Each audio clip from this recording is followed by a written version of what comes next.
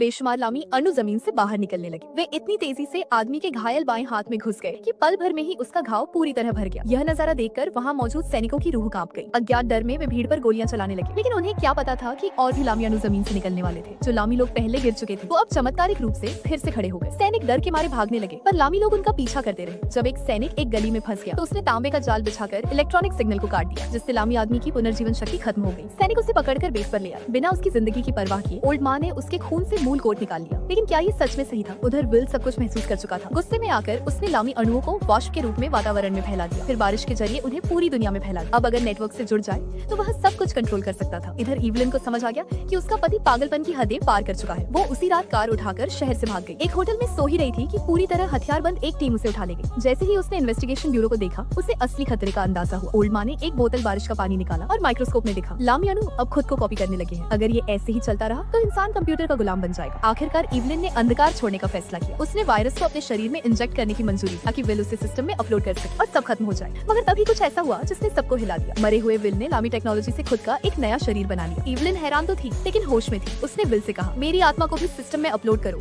ताकि हम हमेशा के लिए साथ रहें। विल सब समझ चुका था। उसने पूछा, तुम मुझ पर भरोसा क्यों नहीं करती?